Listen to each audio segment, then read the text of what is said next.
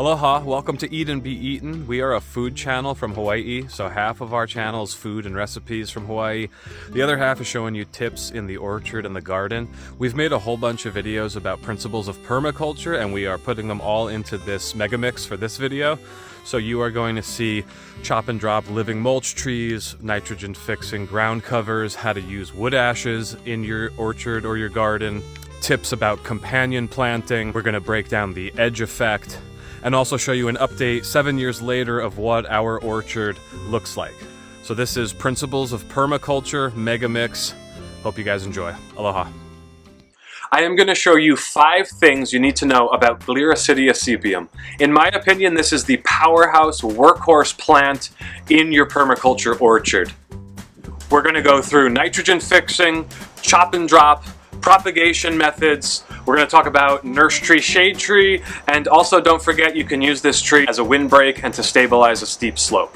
If you want to see our whole Principles of Permaculture series, click the link above. Let's get to it.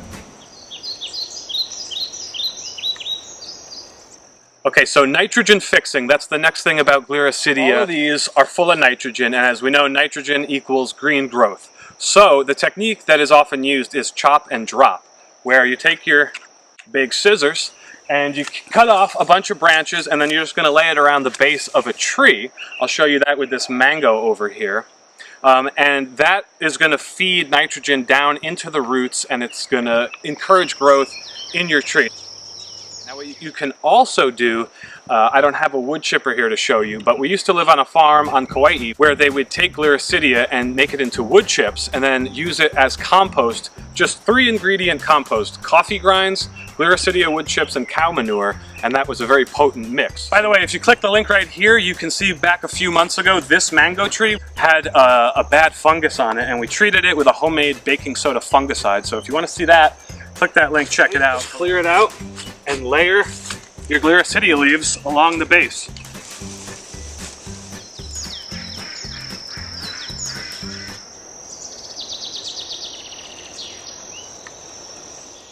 This is where the name Madre de Cacao, or Mother of Cacao, comes in, because trees like cacao, coffee is another example, that need shade, in other words they need to be nursed when they're young, will often be planted at the base of Gliricidia to provide a favorable environment for them to get started in. Now, as an example to illustrate that, we actually had a lilikoi or passion fruit vine, just a volunteer, growing up at the base of this Gliricidia.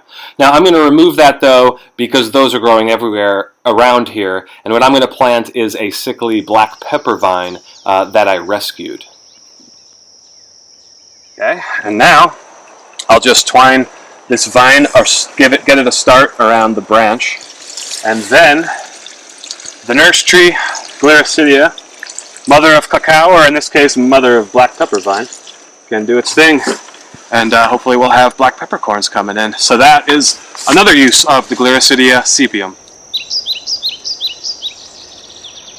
Okay, so propagation, this comes down to 2 techniques. Now, in my experience, when you plant from seeds, you get a much more stable root system going. When you plant from branch cuttings, it tends to be a lot. The success rate is like, I'd say 50-50 about. And they just don't get as hardy and as fast going, but nonetheless it is a very convenient way to plant them out. You can see, right, this branch is all green, all that stem is green, but it's connected to a gray, woody, hardier stem.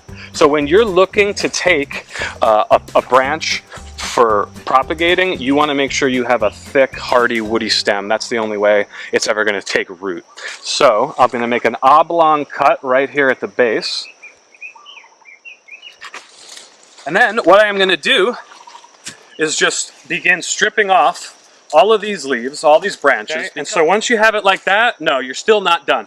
You got to take off all these. You want just the very newest leaves that have yet to really unfurl still on the tree. So there you go. About that is good, right? I mean, even this one actually I'm going to take off. It's just these ones that are just unfurling. That's what I want.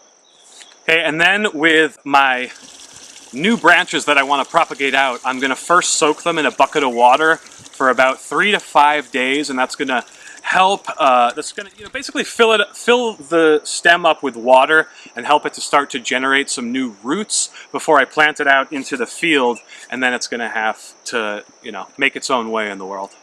And one more thing about chop and drop that's really awesome is the more you cut it, the more vigorously these trees grow. So like I just opened up all this space. What's going to happen now is it's going to explode out with a bunch of new branches into all that space, and it just creates more mulch, more living mulch the more you cut it back. So it's just a win-win tree in every way, really.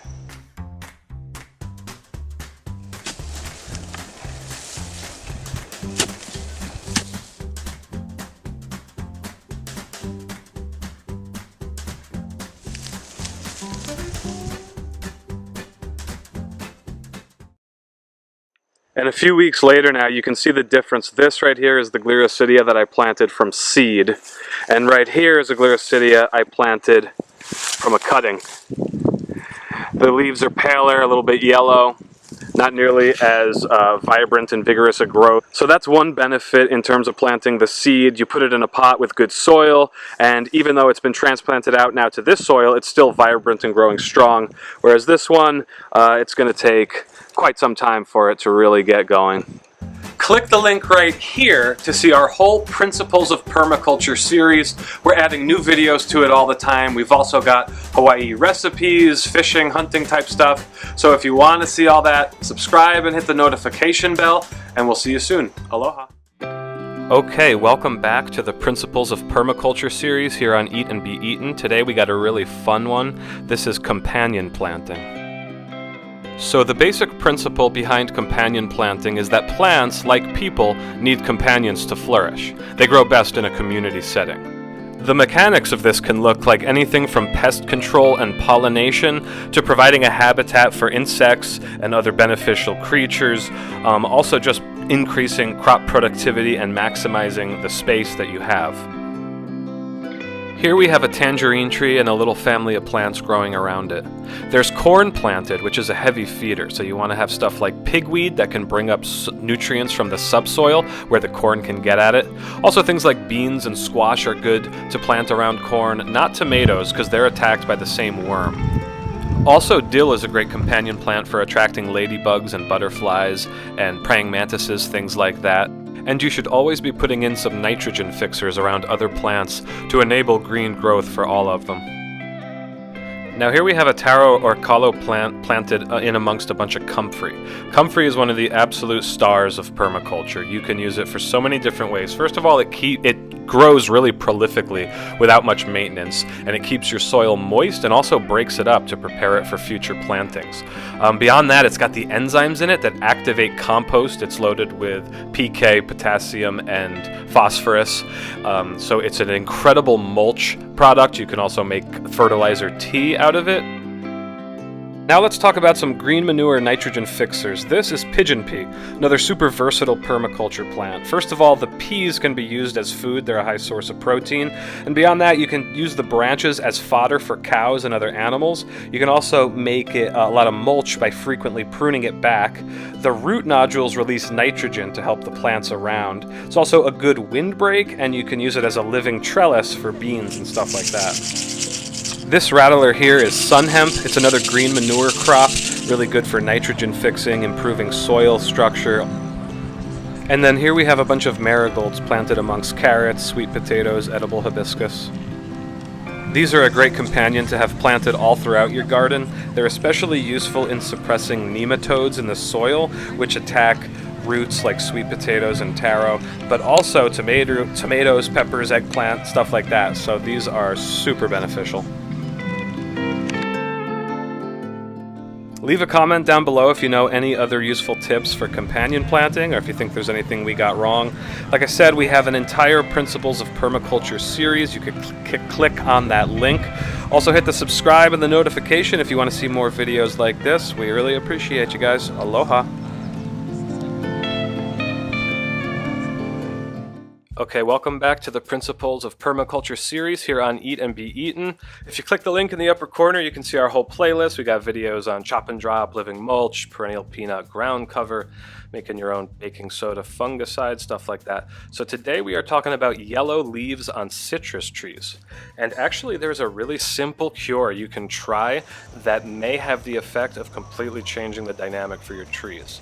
So the first thing we got to talk about when it comes to this is soil pH level. Most trees like a pH in the range of 6 to 7, somewhere around there. 7 is a neutral pH. So if you're in an area that gets heavy rainfall, which is what we have here on the wet side of the island on Hawaii Island, that leaches the nutrients out of the soil and it brings the pH down, so it makes it more acidic. So what you can do to raise the pH is add agricultural lime. This is like made from dolomite, stuff like that. And actually wood ashes are also a pretty good substitute for lime. And what it does is it raises the pH back up to that 6-7 range. And citrus trees in particular, they prefer 6 to 7. So our soil here naturally is probably more around like 5.5, 5.3. So by adding lime, what you can do is unlock the nutrients that are already surrounding the roots all in the soil. But if this pH is too acidic or too alkaline, so if it's too high or low on that scale, then those nutrients become unavailable to the tree. So the lime unlocks the nutrients and suddenly you can get all this green growth without even adding extra fertilizer, because the problem all along was that your tree just couldn't get to the nutrients that were already there. NPK are the three big ones for trees. That's nitrogen, phosphorus, and potassium. It's kind of like how humans need carbs, fat, and protein to have a healthy diet. Trees need those three nutrients especially to be healthy, and then of course all kinds of micronutrients. So yeah, that is the kind of one-size-fits-all solution to this problem. Just try lime. Now the thing about lime is it moves very slowly through the soil. Basically it just takes a long time to get there, so you might want to aerate the soil as well. Okay, so that is the solution for yellow leaves on citrus trees. Try it out in like a year from now. Let us know how it went for you. Come back, let us know in the comments, or if you know any other solutions for this. And go ahead and like and subscribe and hit the notification if you want to see more videos like this. And we'll see you next time. Aloha. Aloha everyone, and welcome back to Eat and Be Eaten, or welcome if this is your first time visiting the channel. We have a new video in our Principles of Permaculture series for you today, and this one is all about Perennial Peanut. Perennial Peanut is a legume that grows off of rhizomes, and it's a nitrogen fixer. So it creates a living ground cover for your orchards, and it will continuously fix nitrogen into your soil. Here we have behind the house a slope that we are starting to develop. We just cleared it from all the guinea grass that was growing and tarped it to kill whatever was left, and now we are starting to plant it out with the perennial peanut. Perennial peanut grows best when planted in full sun, but it can also tolerate partial shade. And like I said, it's a rhizome, so it will grow off of plugs. Best to space them 6 to 12 inches apart to enable them to take over an area and create a full ground cover so that you won't have grass growing up throughout and trying to outcompete the peanut. Another useful tip is to plant your peanut in cinder. The cinder will aerate the soil, and it also creates a slow release of nutrients to feed the peanut. So here I am planting in the perennial peanut. I got the pots here. You can see I'm starting to get it into the ground there. So I'm just digging it in, planting the roots. Then I'm going to spread some cinder throughout it, and that's going to increase the porousness. I'm going to water it thoroughly, and we should be good. As long as it has plenty of water, the perennial peanut should do well.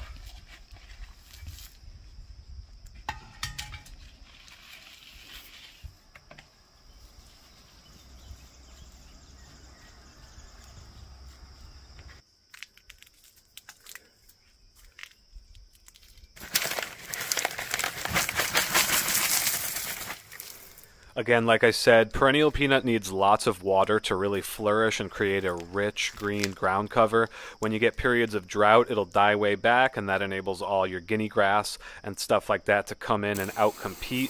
So especially when you're first getting your patch going, but really throughout the life of the plant, it's important that it remains well watered. Here you can see a Hawaiian chili pepper bush growing and the chilies on the ground that reseed themselves, and you can see the volunteer chili pepper plants popping up along the edge here. If you click the link in the upper right corner, there's a video where we show you how to make chili pepper water, which is a popular condiment here in Hawaii.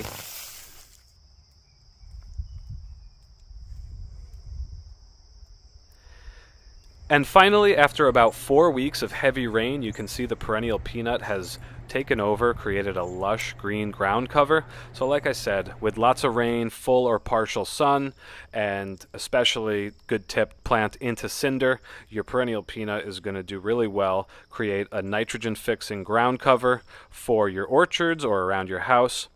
And that is the latest in our Principles of Permaculture series.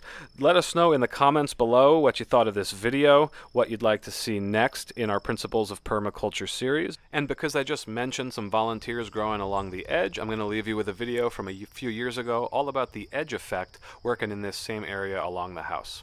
So enjoy that, and we'll see you next time. Aloha!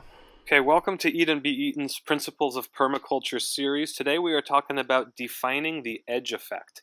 If you hit the link up in the corner, you can see the playlist of all our videos in the series. We do Gliricidia, Chop and Drop, Living Mulch, stuff like that. So now talking about the edge effect, it starts with observing nature where edges meet. This tends to be places like gulches where a forest meets a grassland and a rocky outcrop, and especially where we are here in Hawaii where the ocean meets the land. And these tend to be areas of profusions and diversity of life. And so basically what you're trying to do is take this principle and apply it to your permaculture design to try to replicate this profusion and diversity of species and circumstances. And so what I'm going to do today is show you a real brief illustration of this growing where our lanai, our porch, meets the stairs. We have all these ferns growing out, which is just lovely for keeping it cool, and it's really just beautiful to look at, so we like that. But then right around the corner, at the bottom of the stairs, where water accumulates and moisture accumulates, we have just a papaya tree coming up, a volunteer. We didn't even plant it, but it just sprouted up from a seed from who knows where. And so we also have a few other things going, but and also right next to it we have plantain grass, which is an edible grass and medicinal, and that's growing right in the edge between the the house and the driveway. And then also out of that moisture we have a vanilla vine growing, and we have that edging all along the house, which is really super cool. So this is just kind of a brief example of how some circumstances in the edge create something. And also along the other side of the stairs we have all these Hawaiian chili peppers coming up in the edge where it meets, and even a volunteer tomato going up through the chili pepper. So and also peppermint all along. So it's like it's the moisture and the shade, yada yada. Like the edges create these possibilities for you, and so you can replicate that in your design and try to get the most out of it. All right. So if you want to see me making chili pepper water with these chili peppers next week, give it a shot, and we'll see you next time. Aloha.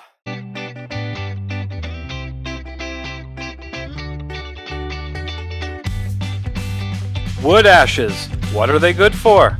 This is Eat and Be Eaten. We're going to show you 5 things. Let's go.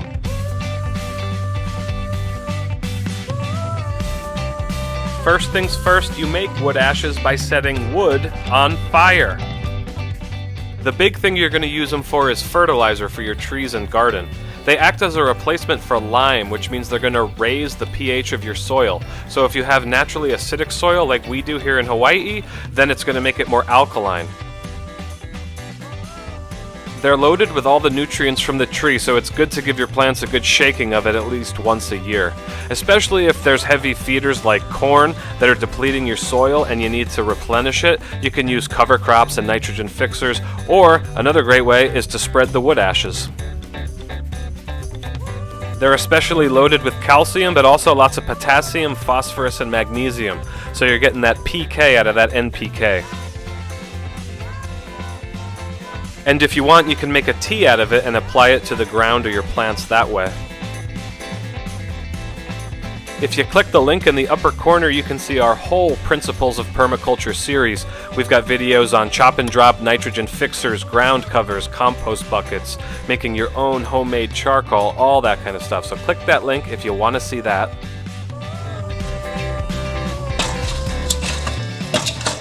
Now, like I said, you want to use these sparingly on your plants, and since we have so many different ways of making wood ashes, we got to find other uses for them as well.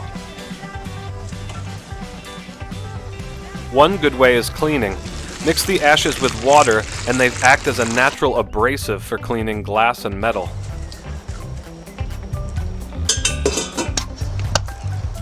Also, if you have an oil leak like we do, our van was just leaking oil from a busted hose, you can use it to absorb that.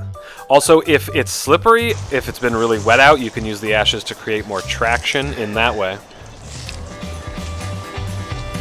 And going along with that, you can also use them to snuff out a fire. You can still kind of see the remnants right here from about a year ago. We lit like 1/4 of an acre on fire, a brush fire. Now, it wouldn't be too good for that, but if you have just a small fire, maybe somewhere in your house, you can use the ashes to snuff that out. And one last thing is pest control.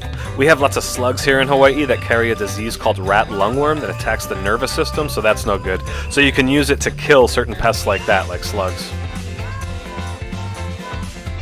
Okay, we hope you liked the video. If you did, make sure to hit that subscribe button and the notification bell. Give it a like, leave a comment. We've got whole playlists of permaculture videos like this from Hawaii. We also do hunting and fishing type stuff, Hawaii recipes, all that kind of thing. So if you want to check all that out and more, subscribe to the channel and we'll see you next time. Aloha! Welcome back to Eat and Be Eaten. Today we are making fresh homemade charcoal. It's surprisingly easy to make at home with just a few common tools. First, your chainsaw. Cut the wood into charcoal-sized lengths until you've got enough to fill a bucket. Then assemble your tools. You'll need a grill and a metal bucket with the bottom cut out and a grate attached. Get some coals going in the grill and let it smoke. Then fill your hollowed out bucket with the fresh cut wood and set it on the coals.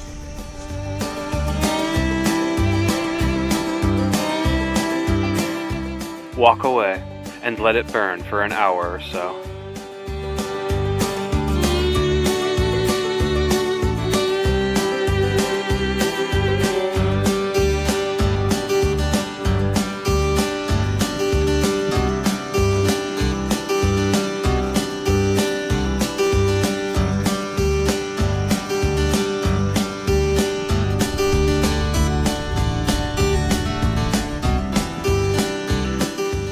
Eventually, the wood will begin to reduce, becoming blackened and char-like.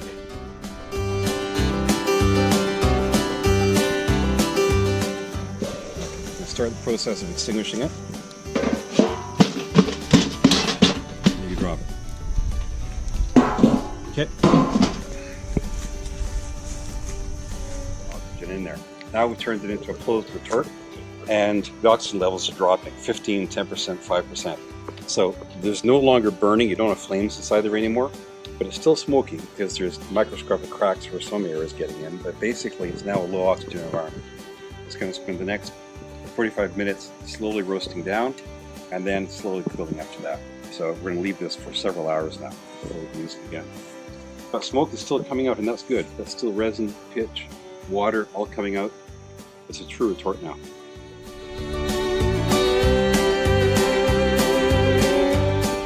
As the fire is smothered and stops smoking, leave the wood to smolder all afternoon. Okay, it's been smoldered enough. It's cooled down. We can expose the oxygen safely now. And there is beautiful macadamia nut charcoal. Love the charcoal. Very light. Really tasty.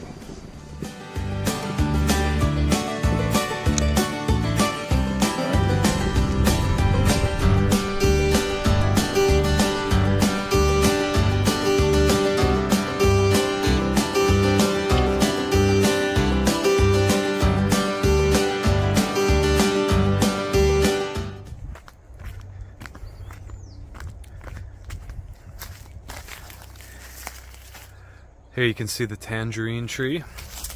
first time putting out fruits ever. This is year 7 from 2016 planted. Now it's 2023.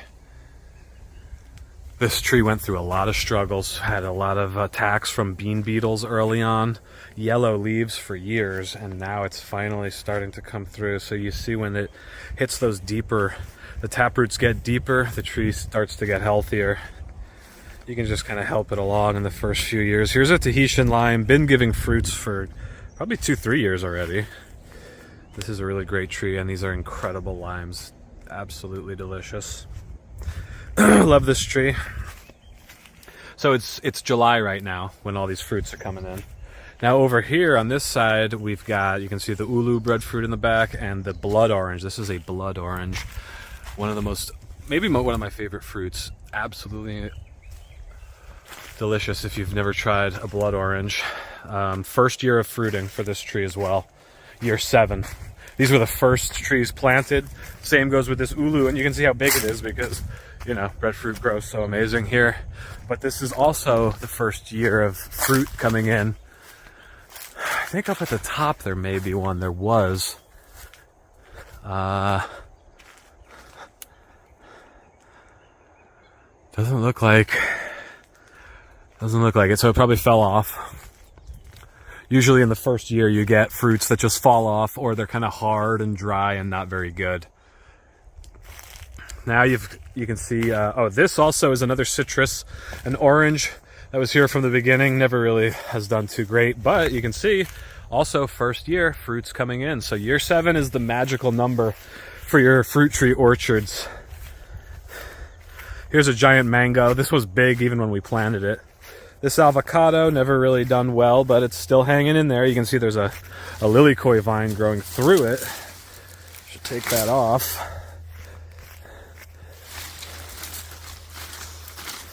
Yeah, lilikoi. Don't really want that strangling out the avocado. So we're gonna have to tell you to go away. I'll take this out and replant it later. Somewhere else. Here's a guava. Obviously, guava are a weed. This was planted ill-advisedly, but it does have delicious fruit. I cannot deny that. Here's another mango, really big. About 2 years ago, this had a tiny mango fruit on it that just kind of fell off. And I don't see anything now.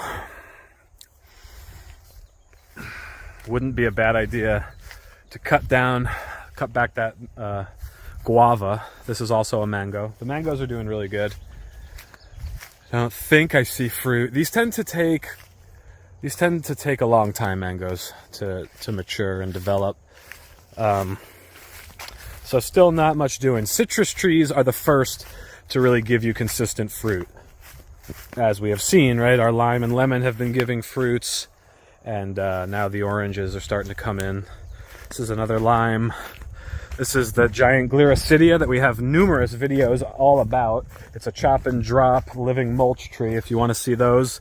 Some of the most popular videos we have on the channel are on this type of tree, so the link is up there. Here's another lemon, I believe. Okay. Oh, well, here, check this out. This is Hawaiian cotton. Very cool. Hawaiian cotton, you can see. It's got some overgrown with guinea grass next to it, but yeah, here's some cotton.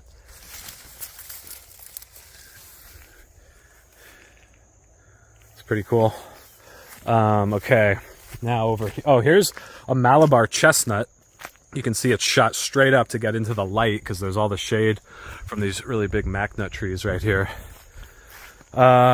Is there any chestnuts on here? No, there is not. And here is a loquat. This one has had fruits. These grow like a weed. Loquat. There's the cows out there, you can see, sitting under the giant jackfruit tree, which has been giving jackfruits for a long time.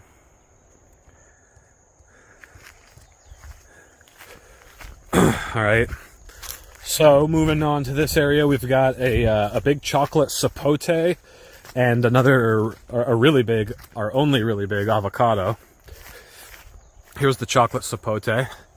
Nice tree, got pretty damaged in a heavy windstorm 6 months ago, but it's doing well. Its leaves have grown back. Here's the avocado. No fruits. It's only like 4 years old.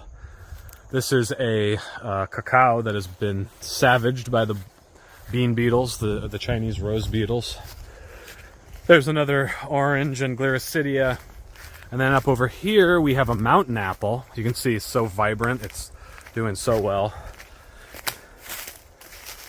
It's like an unstoppable tree.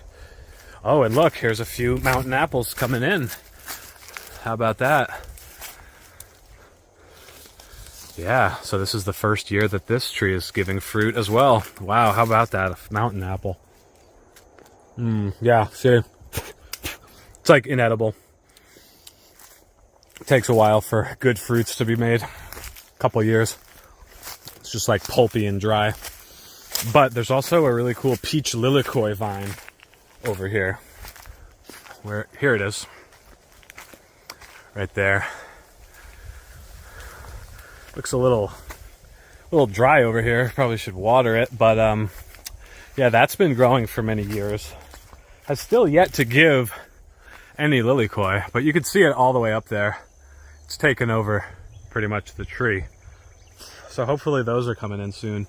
Here is a strawberry guava that got pushed over in a windstorm. That same one I was talking about. That's okay. Those are weedy enough as it is. And yeah, so that's pretty much, there's another ulu over there and bamboo. Oh, let me just show you the lemon. The lemon tree, this is set up for another tree to go in. And over here we got the lemon tree, which I put in probably 5 years ago. It was the first tree to be fruiting. Very good tree, here it is. So lemons and limes, if you want to get your pretty quick results, those are the trees. You know, I mean, how about that? So those are the trees you want to put in, lemons, limes. Okay, then soon after that, look, you can see one of these guavas eaten out. They're very sweet, very tasty. But yeah, lemons, limes, then oranges. All the citrus will grow first. That's a grapefruit. All the citrus will grow first and start putting out fruits first. Tangerines, oranges take a little longer. And then from there, you can get your other trees start producing. Papaya right here is another one that produces quick. Oh, it had a papaya on it yesterday. Looks like one of the mongoose got to it. But yeah, these are another one that produce really fast. So those are all good things to plant. You can see we still have our edible hibiscus growing like a weed.